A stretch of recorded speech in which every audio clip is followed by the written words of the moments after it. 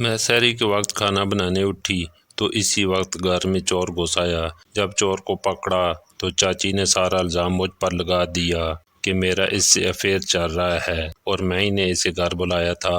اماں اور ابا نے عزت کے ڈر سے اسی وقت مجھے اس کے ساتھ نکاح کر کے رخصت کر دیا۔ وہ چور مجھے اپنے گھر لے آیا، لیکن یہ دیکھ کر میرے پیروں تلے سے زمین نکل گئی کہ اس چور کے گھر میں تو میرا نام فاریہ ہے۔ میرا تعلق صوبہ پنجاب کے شہر لاہور سے ہے۔ ہمارا لاہور شہر میں 2 منزلہ مکان ہے۔ اماں بھی شادی کر کے یہیں پر آئی تھیں۔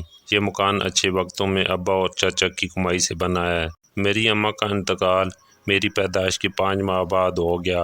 میں 5 ماہ کی تھی کہ سلنڈر پھٹنے سے اماں چل بسیں۔ سوائے نانی کے ان کی موت پر کسی کو دکھ نہیں ہوا تھا۔ وہ اپنی بیٹی کی موت پر ٹوٹ گئی تھیں۔ نانی کا کہنا تھا کہ تمہاری اماں کو تمہارے دودیال والوں نے جان بوجھ کر مارا ہے۔ وہ یہ بھی کہتی کہ مجھ سے بہت بڑی غلطی ہو گئی، تمہارے باپ سے اپنی بیٹی کی شادی کر دی۔ یہ ارینج میرج تھی۔ میری دادی جو یاد نہیں ہے، انہوں نے یہ رشتہ طے کیا تھا۔ اصل میں ابا اپنی بھابھی کی بہن سے شادی کرنا چاہتے تھے، لیکن دادی کہتی کہ پہلی میں ایک چلاک لڑکی کو بہو بنا کر لے آئی ہوں، اب دوسری بار ایسی غلطی نہیں کر سکتی، مجھے سیدھی سادی سی بہو لانی ہے۔ نانی کو انہوں نے قائل کر لیا تھا۔ نانی نے بتایا کہ تمہارے ابا ہر وقت تمہاری ماں سے لڑتے رہتے تھے، اس پہ ہاتھ اٹھاتے تھے کہ تم جیسی کالی میرے پلے باندھ گئی ہے، رنگ روپ تو الگ ہی دین ہے۔ کیا وہ یہ بھول گئے تھے کہ کل کو ان کی بیٹی بھی ایسی ہو سکتی ہے؟ اماں کا رنگ دبا سا تھا، وہ بہت بولی سی تھیں۔ انہیں نانی نے زمانے کی چلاکیاں نہیں سکھائی تھیں۔ انہیں پتہ نہیں تھا کہ مرد کو کیسے قابو کیا جاتا ہے۔ وہ تو انمول ہیرا تھیں جس پر کسی کی غلط نظر تک نہیں پڑی تھی۔ تبھی ابا کو لگتا ان جیسے خوبرو مرد کے ساتھ ان کا کوئی میچ نہیں۔ نانی نے بتایا تھا کہ ابھی تمہاری ماں کے مرنے کے بعد اس کی قبر کی مٹی گیلی تھی کہ تمہارے باپ نے دوسری شادی کر لی۔ وہ اپنی مانچائی بیوی کو بیاہ کر لے آئے۔ محلے والوں نے بہت باتیں کی تھیں، لیکن ابا کو کسی کی پرواہ نہیں تھی۔ محلے والے بتاتے تھے کہ تمہاری ماں بیچاری اتنی دیر چیختی رہی، مگر تمہارا باپ اسے بچانے نہیں گیا، وہ تڑپ تڑپ کر مر گئی۔ یقیناً یہ سب تمہارے باپ کی سازش تھی۔ دوسری شادی کے شروع کے دنوں میں ہی ان کا اپنی بیوی کے ساتھ باہر آنا جانا معمول تھا۔ اماں کو تو کہتے تھے تم آڈرام ہو، باہر گھمانے بھی نہ لے جاتے، کبھی بیماری میں کھانا نہ بناتی تو ابا مارنے تک اتر آتے۔ اماں نے یہ سختیاں کبھی جھیلی نہیں تھیں۔ وہ ڈر جاتی تھیں، میری وجہ سے وہ سب برداشت کر جاتی تھیں کہ بیٹی کو اس کے باپ سے کیسے جدا کرے گی۔ جو چاچی پہلے ابا کے متعلق باتیں کرتی تھیں، اب وہ اپنی بہن کی شادی میرے باپ سے کروا کر بہت خوش تھیں۔ وہ تو یہی چاہتی تھیں کہ پورے گھر میں ان کا راج ہو۔ ابا نے تو چاچی کو سر پر بٹھا لیا تھا، ہر بات ان کی مانتے۔ نانی کو ابا سے بہت سارے اختلاف تھے، انہیں ابا ایک آنکھ نہیں بھاتے تھے۔ اپنی بیٹی کے قاتل سے بھلا کس کے اختلاف نہیں ہوں گے۔ نانی میرا بہت خیال رکھتی تھیں۔ انہوں نے مجھے لے کر جانے کی ضد کی، لیکن ابا نے بھی ضد میں مجھے نہ جانے دیا۔ محبت انہیں کبھی بھی مجھ سے نہیں تھی۔ میری دوسری ستیلی ماں، جنہیں میں اماں کہتی تھی، انہوں نے کبھی پیار سے مجھ سے بات تک نہ کی تھی۔ میں انہیں ماں کہتی، ان سے ملتی تو وہ مجھے دور کر دیتی۔ میرے سب دوستوں کی مائیں تھیں، میری ماں ایسی کیوں تھی؟ انہوں نے میرے ساتھ ہمیشہ ستیلوں والا سلوک کیا تھا۔ میں صرف 5 ماہ کی تھی جب وہ مجھ سے ضد لگائے بیٹھی تھیں، کسی طرح مجھے گھر سے نکال دینا چاہتی تھیں، لیکن ابا ان کی یہ بات نہیں مانتے تھے۔ میں بھوک کی وجہ سے روتی رہتی، وہ آگے سے مجھے دعا لگا دیتی کہ تم ہمیشہ کھاتی رہتی ہو۔ ہم ایک جوائنٹ فیملی سسٹم میں رہتے تھے۔ اوپر والے پورشن میں چاچی اور نیچے ہم رہتے تھے۔ میری چاچی جو ستیلی ماں کی بہن تھی، وہ اماں سے بھی 2 ہاتھ آگے تھی۔ میرا نام کہتی کہ اگر یہ نہ ہوتی تو تم راج کرتی، آج نہیں تو کل اس کے خرچے بھی بڑھیں گے۔ ابا کے سامنے اماں مجھ سے پھر بھی ٹھیک سے برتاؤ کر لیتی تھیں۔ وقت تیزی سے گزرنے لگا۔ میرے 2 ستیلے بہن بھائی بھی اس دنیا میں آ چکے تھے۔ چچی کا ایک بگڑا ہوا بیٹا علیان تھا۔ میرے چچا کام کے سلسلے میں زیادہ تر ملک سے باہر رہتے تھے، مگر چچی جہاں رہتی تھیں وہ سال بعد ہی آتے تھے، کچھ دن رہتے اور پھر پلٹ جاتے تھے۔ چچا تو پیسے کمانے والی مشین بن گئے تھے۔ میری ستیلی ماں نے میرا داخلہ سرکاری اور اپنے بچوں کا داخلہ ایک مہنگے اسکول میں کروا دیا تھا۔ میں گھریلو ٹینشن کی وجہ سے پڑھائی میں خاصی کمزور تھی۔ ستیلی ماں کے بچے بڑے اسکول میں پڑھتے تھے۔ ابا ان سے ہمیشہ لاڈ پیار کرتے رہتے تھے، مجھ سے اکڑے اکڑے سے رہتے تھے۔ انہیں لگتا تھا میں ضدی اور چڑچڑی بچی ہوں۔ اسکول کی چھٹیاں ہوتی تو میں نانی کے گھر چلی جاتی تھی۔ مجھے نانی کے گھر جانا بہت پسند تھا۔ وہ میرا بہت لاڈ اٹھاتی تھیں۔ میں مزے کی چیزیں کھاتی تھی۔ مجھے گھر کا کوئی کام بھی نہیں کرنا پڑتا تھا، لیکن اپنے گھر کے کام میں ہی کرتی تھی۔ میرے جانے کے بعد چچی اور اماں کو بہت مشکل ہوتی تھی۔ انہوں نے ابا سے کہا کہ اس کو نانی کے گھر بھیجا تو کہیں یہ بگڑ نہ جائے، یہاں رہتی ہے تو نظروں کے سامنے رہتی ہے، وہاں نہ جانے کیا کرتی پھرے، ہمیں کون سا پتہ لگے گا۔ میں چپ کر گئی۔ اس بار نانی لینے آئی تو ابا نے کہا اسے یہاں کام کرنے ہوتے ہیں، یہ نہیں جا سکتی۔ نانی ابا پر غصہ کرنے لگی اور وہ لڑ کر چلی گئیں۔ چچی کے گھر کے کام بھی میں ہی کرتی تھی۔ لوگوں کے گھروں میں جھگڑے کروانا میری چچی کا کام تھا۔ چچی کا بیٹا آوارہ تھا جو ہر وقت گلی میں آتی جاتی لڑکیوں کو تاڑتا رہتا تھا۔ جیسے ہی میں نے میٹرک کیا تو میری پڑھائی بند ہو گئی۔ میں بڑی ہو کر بہت خوبصورت تھی۔ ستیلی ماں مجھ سے بہت جلتی تھی۔ میرا رنگ روپ اپنے باپ جیسا سفید اور لال تھا، جبکہ میرے نین نقش ماں سے چرائے تھے۔ نانی بتاتی ہے میری ماں اکلوتی تھی۔ انہوں نے جتنا عرصہ میکے گزارا بہت عیاشی سے گزارا۔ ان کی ہر بات نانا اور نانی پوری کرتے تھے، لیکن میری ماں نے اصل تکلیفیں تو شادی کے بعد دیکھی تھیں۔ تب بھی والدین اپنی بیٹی کے نصیب سے ڈرتے ہیں۔ انہیں کچھ ابا جیسے مرد بھی مل جاتے ہیں جو کسی کی لڑکی کو اپنا نہیں سمجھتے۔ محلے کی عورتیں مجھ سے بہت ہمدردی کرتی تھیں۔ مجھے اپنی ستیلی بہن کے پرانے کپڑے پہننے کو ملتے تھے۔ یوں تو عمر میں وہ مجھ سے چھوٹی تھی، لیکن گھر کے کام نہ کرنے کی وجہ سے اس کا جسم پھیل چکا تھا۔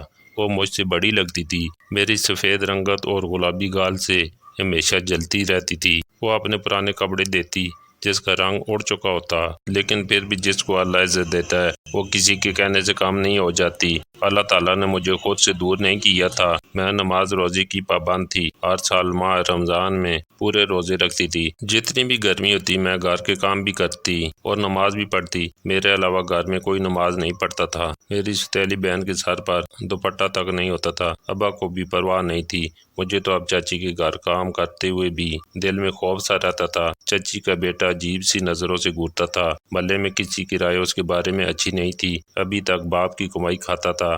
مجھے اس کا یوں دیکھنا پسند نہیں تھا۔ میں نے ابا کو بتانا چاہا، لیکن مجھے یقین تھا کسی نے میری بات پر یقین نہیں کرنا۔ مجھ سے زیادہ اعتبار وہ میرے کزن پر کرتے تھے۔ میری بہن کی کئی لڑکوں سے دوستی تھی، مگر اماں اپنی بیٹی سے کبھی نہیں پوچھتی تھی، بس وہ خاموش تھی۔ ایک روز چچی روتی ہوئی رات کو ابا کے پاس آئیں اور بولی، بھائی صاحب، علیان کے ابا باہر ہوتے ہیں، ابھی کچھ لوگ آئے ہیں اور علیان کو مار کر گئے ہیں، اس کی حالت بہت خراب ہے۔ ابا جلدی سے اٹھے اور اسے اسپتال لے کر گئے۔ ایک ٹانگ اس کی ٹوٹ چکی تھی۔ ان کے بھتیجے کی یہ حالت اس کے کرتوتوں کی وجہ سے ہوئی تھی۔ ڈاکٹر نے کہا تھا ٹانگ ٹھیک ہونے میں وقت لگے گا۔ سننے میں آیا تھا کہ وہ کسی لڑکی کو روز چھیڑتا تھا۔ تبھی اس نے اپنے بھائی کو بلا لیا اور اس کے بھائی نے علیان کو بہت مارا۔ جب علیان گھر آیا تو ابا نے کہا، تم اپنی چچی کا ہاتھ بٹانے اوپر چلی جایا کرو۔ علیان ہر وقت مجھے تاڑتا رہتا تھا۔ جب اکیلے دیکھتا تو عجیب جملے بولتا تھا۔ اس سے پوری چھوٹ تھی۔ پتہ تھا کہ اس گھر میں میری کسی نے نہیں سننی تو گیدڑ بھی شیر ہو جاتا ہے۔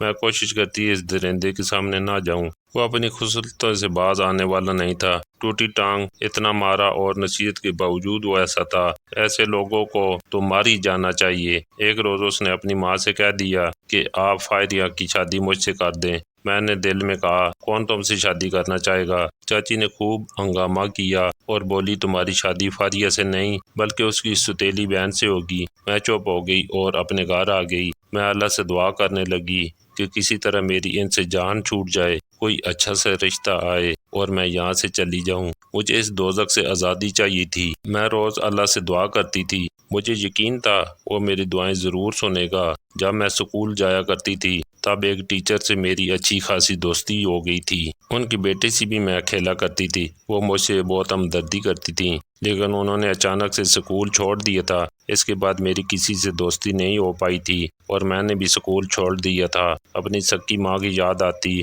تو رات کو روتے روتے سو جاتی تھی۔ اللہ نے بھی جس ظالم کے ہاتھ میں میری رسی پکڑا دی تھی، جو مجھ پر دن رات ظلم کرتی رہتی تھی۔ ابا کو میری کیا پرواہ نہیں تھی؟ کیا انہیں میرا اداس چہرہ نظر نہیں آتا تھا؟ وہ صبح نکلتے رات کو گھر آتے تھے، پھر اپنی دوسری بیٹی کو ہی پیار کرتے تھے۔ میرے سوتیلے بھائی جمشید کو ابا نے پڑھنے کے لیے دوسرے شہر بھیجا ہوا تھا۔ اس بار چھٹیوں میں جب وہ گھر آیا تو اس کے ساتھ ایک لڑکی بھی تھی۔ سب نے پوچھا تو اس نے بتایا کہ وہ اس لڑکی سے محبت کرتا تھا، اس سے شادی کر کے اسے یہاں لے آیا ہے۔ میں نے افسوس سے اپنے بھائی اور اس لڑکی کو دیکھا جس کو گھر سے بھاگنے سے پہلے ذرا بھی اپنے والدین کی عزت کا خیال نہیں آیا تھا۔ ایسی لڑکی کی معاشرے میں کیا عزت ہونی ہے جو گھر سے بھاگ کر آئی ہو؟ آج نہیں تو کل میرے بھائی کے ساتھ سے محبت کا بھوت اتر جانا تھا۔ تب اماں نے کہہ کر اس کی طلاق دلوا دینی تھی۔ ابا بھائی پر بھڑک اٹھے کہ کسی کی بیٹی کو بیاہ کر لے آئے ہو، اسے فوراً اس کے والدین کے گھر چھوڑ کر آؤ۔ بھائی نے کہا کہ بے شک آپ ہم دونوں کو مار دیں مگر میں اس لڑکی کو نہیں چھوڑوں گا۔ پہلی بار ابا نے ماں سے اونچی آواز میں بات کی۔ وہ بولے تم نے لاڈ پیار میں اسے بگاڑ دیا ہے۔ گھر میں بہت بڑا جھگڑا ہوا۔ بالآخر ماں کے ساتھ دینے پر بھائی کو اس شرط پر گھر میں رہنے کی اجازت مل گئی تھی کہ وہ اپنی بیوی کا خرچہ خود اٹھائے گا۔ اب مجھے اپنے بھائی کے ساتھ اس کی بیوی کی بھی خدمت کرنا پڑتی تھی کیونکہ وہ گھر کا کوئی کام نہیں کرتی تھی۔ ایک دن میری طبیعت خراب تھی، میں کھانا نہیں بنا سکی۔ ابا آئے تو اماں ان کے سامنے ہی مجھے بے عزت کرنے لگی۔ میں نے کہا کہ مجھے بخار ہے، تب وہ میرے حق میں ایک لفظ نہیں بولے۔ مجھے اچھے سے یاد تھا جب ایک بار میری سوتیلی بہن کا ہاتھ غلطی سے ذرا سا کٹ گیا تھا، تب ابا اماں کو ڈانٹنے لگے تھے۔ آج میرا دل خون کے آنسو روتا تھا۔ ایک دن ابا نے کہا کہ فاریہ کے رشتہ آیا ہے، اسے تیار کر دینا، لیکن اماں تو بھڑک اٹھی کہ ابھی ہمارے پاس کون سے اتنے پیسے ہیں کہ ہم اس کی شادی کر دیں۔ آج کل چچی اور اماں کے تعلقات بھی کچھ ٹھیک نہیں جا رہے تھے۔ چچی نے اماں سے میری چھوٹی بہن کا رشتہ مانگا تھا جس پر اماں انکار کر چکی تھی۔ جو بھی تھا، بہن سے محبت اپنی جگہ، لیکن وہ کبھی بھی اپنی بیٹی اس موالی کو نہیں دے سکتی تھی۔ تب سے وہ دونوں نہیں بول رہی تھیں۔ اماں نے کہا میں کبھی بھی علیان سے اپنی بیٹی کی شادی نہیں ہونے دوں گی۔ جب بات اپنی خونی رشتوں پر آتی ہے تب انسان کتنا تڑپ جاتا ہے۔ کاش میرا بھی کوئی خونی رشتہ مجھے یوں سہارا دیتا، میرا سائبان بنتا۔ کاش میری ماں زندہ ہوتی، وہ مجھے یوں رسوا نہ ہونے دیتی۔ ماہ رمضان لگ چکا تھا، میں پورے روزے رکھ رہی تھی اور سارے گھر کا کام بھی کرتی تھی۔ آج میں جیسی سحری بنانے کے لیے اٹھی تو مجھے ایسے لگا کوئی دیوار سے چھلانگ لگا کر اندر آیا ہے۔ میں نے دیکھا اس وقت گھر میں چور گھس آیا ہے۔ میں نے شور مچا دیا۔ سب میرا شور سن کر اکٹھے ہوئے۔ جب چور کو پکڑا تو چاچی نے سارا الزام مجھ پر لگا دیا کہ میرا اس سے افیئر چل رہا ہے اور میں ہی نے اسے گھر بلایا تھا۔ میری چچی کا بیٹا جو ٹھیک ہو چکا تھا وہ بھی باہر نکل آیا، کہتا میرے سامنے اتنی پاکیزہ بنتی تھی اور اپنے یار کو گھر بلا لیا۔ میں چکراتے چکراتے رہ گئی، لیکن اس وقت حالات ایسے تھے کہ وہ چور میرے سامنے کھڑا تھا۔ وہ زبان سے کچھ نہیں بولا۔ میں رہنی سے چاچی کو دیکھ رہی تھی۔ وہ چور تو ان کے گھر ڈاکہ ڈالنے آیا تھا۔ میں نے روتے ہوئے اپنے ابا کے پاؤں پکڑ لیے کہ یہ سب جھوٹ ہے۔ میں نے کہا چاچی جھوٹ بول رہی ہیں۔ اماں نے تو اٹھ کر مجھے تھپڑ مارا کہ تو نے شادی کرنی تھی تو مجھے بتا دیتی، یوں اپنے عاشق کو بلا کر محلے میں کیوں بدنام کیا۔ میں رہنی سے ان دونوں عورتوں کو دیکھ رہی تھی۔ صحیح کہتے ہیں لوگ کہ عورت ہی عورت کی دشمن ہوتی ہے۔ ابا نے کہا کہ بس فیصلہ ہو گیا، تمہاری ماں ٹھیک کہہ رہی ہے، صبح تک یہ بات محلے میں پھیل جائے گی۔ ابا نے میری طرف دیکھا بھی نہیں اور اسی وقت چور سے میرا نکاح کرنے کا فیصلہ سنا دیا۔ میں حیرت سے اپنے باپ کو دیکھ رہی تھی۔ میں نے کہا میں اس چور سے نکاح نہیں کروں گی، مگر پھر اماں ابا کی عزت کے ڈر سے اسی وقت مجھے اس کے ساتھ نکاح کر کے رخصت کر دیا گیا۔ یہ کیسی رخصتی تھی کہ کوئی دروازے تک چھوڑنے بھی نہیں آیا تھا، کسی کی آنکھ میں آنسو بھی نہیں تھے۔ میں تو ابھی تک سناٹے میں تھی کہ یوں مجھے گھر سے نکالا جائے گا۔ چچی نے میرے ساتھ بہت برا کیا تھا، اماں نے بھی ان کا بھرپور ساتھ دیا تھا، پر اس چور کو تو موقع مل گیا تھا کہ اسے ایک لڑکی جو مل گئی تھی۔ پہلے دل کیا بھاگ جاؤں، پھر بھاگ کر میں کہاں جاتی، اس لیے شوہر کے ساتھ جانے کا فیصلہ کیا۔ میں نے نانی کا نمبر اتنی بار ڈائل کرنے کی کوشش کی لیکن نانی میرا فون نہیں اٹھا رہی تھی۔ میرے دل میں بہت سے خدشات تھے کہ کیا اب یہ چور مجھے اپنے گھر لے کر جائے گا یا پھر کہیں اور لے کر جائے گا۔ کیا اب میں ایک چور کی کمائی پر پیٹ پالوں گی؟ میں سارے راستے خاموش رہی۔ اس نیک بابرکت مہینے میں میرے ساتھ کیا ہو گیا تھا؟ سادگی سے میرا نکاح ہوا اور میں اس چور کے ساتھ رخصت ہو گئی۔ میرا شوہر بہت خوش نظر آ رہا تھا، جیسے اس کی یہ پسند کی شادی ہو۔ وہ مجھے بار بار دیکھ رہا تھا۔ ایک چور کی بیوی کا معاشرے میں کیا مقام ہوتا ہے، اور اس انسان کا تو خود کا بھروسہ نہیں، کیا پتہ کل ہو یا نہ ہو۔ کسی پولیس نے پکڑ لیا تو کیا ہوگا۔ میں سارا راستہ یہی سوچتی رہی اور آنسو بہاتی رہی۔ وہ چور خوشی خوشی مجھے اپنے گھر لے آیا، لیکن یہ دیکھ کر میرے پیروں تلے سے زمین نکل گئی کہ اس چور کے گھر میں ہر جگہ میرے بچپن کی تصویریں لگی ہوئی تھیں۔ مجھے سمجھ نہ آئی وہ مجھے کیسے جانتا ہے۔ اس کا گھر چھوٹا نہیں تھا، اچھا خاصا بڑا تھا، اور اس کے گھر ایک گاڑی بھی کھڑی تھی۔ میرا دماغ کام کرنا شروع ہو گیا کہ یہ چور نہیں ہو سکتا، وہ کوئی چور نہیں لگ رہا تھا۔ میں نے دماغ کو مزید الجھانے کی بجائے اس سے پوچھنا ہی بہتر سمجھا۔ میں نے کہا بتاؤ تم کون ہو؟ وہ بڑے پیار سے بولا اب تو میں تمہارا شوہر ہوں۔ میں نے کہا مجھے سچ سچ بتاؤ کہ تم کون ہو، میرے ساتھ مذاق مت کرو، اور یہ میری تصویریں یہاں کیا کر رہی ہیں؟ تم مجھے کیسے جانتے ہو؟ تم اتنے امیر ہو تو پھر چوری کے ارادے سے ہمارے گھر نہیں آئے ہوگے۔ وہ غور سے مجھے دیکھنے لگا، کہنے لگا میں تمہیں سب سچ بتا دوں گا۔ اس نے سب سے پہلے اپنا حلیہ بدلا، اپنے سر سے وگ اتاری۔ اب اس کا حلیہ ایک شریف لڑکی کی طرح نکل آیا تھا۔ پہلے تو وہ آوارہ لڑکا لگ رہا تھا۔ میں حیران رہ گئی کہ ایسے کیسے ہو سکتا ہے۔ وہ چہرہ ذرا ذرا پہچانا سا لگ رہا تھا۔ میں نے کہا مجھے ابھی صرف سچ سننا ہے۔ وہ بولا کہ دیکھو فاریہ، میں تمہیں پسند کرتا ہوں، تمہارے گھر رشتہ لے کر آنا چاہتا تھا۔ ایک دن میں اپنی گاڑی پر تمہارے گھر رشتہ مانگنے آیا تھا، مگر تمہاری ماں اور چچی کا رویہ دیکھ کر میں سمجھ گیا کہ وہ کس قدر گھٹیا عورتیں ہیں۔ تمہارا باپ اس رشتے پر راضی ہو گیا تھا، مگر تمہاری ماں اور چچی نے انکار کر دیا کہ ابھی گھر کے کام کاج کے لیے انہیں تمہاری ضرورت ہے۔ تمہارے باپ نے مجبور ہو کر انکار کر دیا۔ میں حیرانی سے سب سن رہی تھی۔ میرا شوہر بولتا گیا، وہ کہتا میں کوئی چور یا ڈاکو نہیں ہوں، میں سیدھے اور صاف طریقے سے رشتہ لاتا تو کبھی بھی تمہارے ابا سمیت کوئی بھی مجھ سے شادی کرنے نہ دیتا، کیونکہ تمہارے گھر میں تمہاری چچی کی چلتی ہے۔ اس کا اندازہ مجھے ہو گیا تھا۔ میں نے کہا آپ مجھے کیسے جانتے ہیں؟ تب وہ مسکرایا۔ بلا شبہ وہ حسین مرد تھا، وہ میرے نصیب میں کیسے لکھا جا سکتا تھا۔ وہ کہنے لگا یاد کرو تمہارا ایک بچپن میں دوست ہوا کرتا تھا۔ میں نے حیرانی سے دیکھا، وہ میرے اسکول والی ٹیچر کا بیٹا تھا۔ میں نے کہا کہ وقت کیوں نہ سوچا، شاید مجھے امید نہیں تھی۔ میں نے پوچھا ٹیچر کدھر ہیں؟ تب میرے شوہر نے بتایا کہ ان کا انتقال ہو گیا ہے، وہ اپنے ماں باپ کے ساتھ باہر چلے گئے تھے۔ وہ مجھے کبھی نہیں بھولے تھے، وہ بچپن ہی سے مجھے پسند کرتے تھے، انہیں میرے بارے میں سب پتہ تھا۔ میں نے بچپن ہی میں اپنی ٹیچر کو سب بتا دیا تھا کہ کیسے میری ستیلی ماں اور چچی مجھ پر ظلم و ستم کرتی ہیں۔ وہ کہنے لگا ماما نے تو تبھی ارادہ بنا لیا تھا کہ وہ تمہیں اپنی بہو بنائیں گی، مگر بابا کے بزنس کی وجہ سے ہمیں دوسرے ملک جانا پڑا، اور پھر ماما کی طبیعت خراب رہنے لگی۔ ہم نے ان کا ہر جگہ علاج کروایا، لیکن وہ سال کے بعد ہی مر گئی تھیں۔ مرتے وقت انہوں نے مجھے حکم دیا تھا کہ میں پاکستان جا کر کسی بھی طرح فاریہ سے شادی کروں، اور پھر ان کی ڈیتھ ہو گئی۔ میں رونے لگی۔ انہوں نے کتنی مشکلیں دیکھی تھیں۔ میری ٹیچر ایسی ہی تھیں، وہ اپنی تکلیف بھول کر دوسروں کی ذرا سی بھی تکلیف پر رونے لگتی تھیں۔ میرے شوہر کا کہنا تھا کہ میں اس دن تم سے ملنے آیا تھا تاکہ تمہیں ساری بات بتا سکوں، مگر تمہارے گھر والوں نے مجھے پکڑ کر میرا کام بالکل آسان کر دیا اور خود ہی نکاح کر کے میرے ساتھ کر دیا۔ میرے شوہر کا کہنا تھا کہ میں اب مزید کسی تکلیف سے نہیں گزرنے دوں گا۔ وہ مجھے خوش رکھنے کی ہر ممکن کوشش کرتے تھے۔ ان کی محبت کا مجھے یقین آ چکا تھا۔ ہماری نئی زندگی کا آغاز ہو گیا تھا۔ میں نے اتنی پرسکون زندگی پہلے نہیں جی تھی۔ میرے شوہر نے مجھے کہا مجھے کام کرنے کی ضرورت نہیں ہے، گھر میں سب کام نوکر ہی کرتے ہیں، تم اس گھر کی ملکہ ہو۔ مہنگے سے مہنگا سوٹ لا کر میری الماری کی زینت بنا دیا تھا۔ وہ ایک بڑی سی کمپنی کے مالک تھے۔ میرے شوہر نے کہا اب تم اپنی پڑھائی پرائیویٹ دوبارہ شروع کر دو۔ میرے اندر خواہش تھی کہ میں مزید پڑھوں، جو اللہ تعالیٰ نے پوری کر دی تھی۔ میں کتنی خوش نصیب تھی۔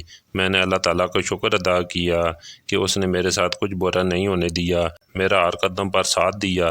میں اس رب کا کیوں نہ شکر بجا لاتی۔ میں اپنے شوہر کو لے کر اپنی نانی کے گھر بھی گئی۔ وہ مجھے یوں گاڑی سے اترتا کسی کے ساتھ آتا دیکھ کر حیران رہ گئیں۔ پوچھنے لگی یہ کون ہے؟ میں نے کہا نانی یہ میرے شوہر ہیں۔ پھر میں نے انہیں ساری بات بتا دی۔ میں نے کہا میں آپ کو فون کرتی رہی لیکن آپ نے فون نہ اٹھایا۔ تب بولی میرا فون خراب تھا۔ وہ میرے شوہر کی آؤ بھگت کرنے لگیں۔ واپسی پر میرے شوہر نے بے حد اصرار کر کے کہا کہ ہم نانی کو ساتھ لے کر جائیں گے، مجھے بزنس کی وجہ سے دوسرے شہر جانا پڑتا ہے، تب یہ تمہارے ساتھ رہیں گی، مجھے بھی سہارا رہے گا۔ میں بھی مان گئی۔ مجھے بھی اپنی نانی کے ساتھ رہنا بہت پسند تھا۔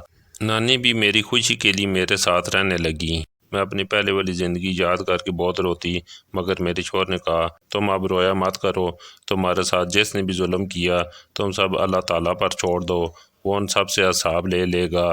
میں بھی اپنے شوہر کی بات مان کر اپنی نئی اور خوبصورت زندگی میں مصروف ہو گئی۔ آج میرے شوہر نے دنیا کی سب آسائشیں میرے قدموں میں لا کر رکھ دیں، مجھے اتنا پیار دیا کہ جس کا میں نے کبھی سوچا نہیں تھا، اور میں ہر نماز کے بعد اللہ تعالیٰ کے شکر ادا کرتی رہتی ہوں۔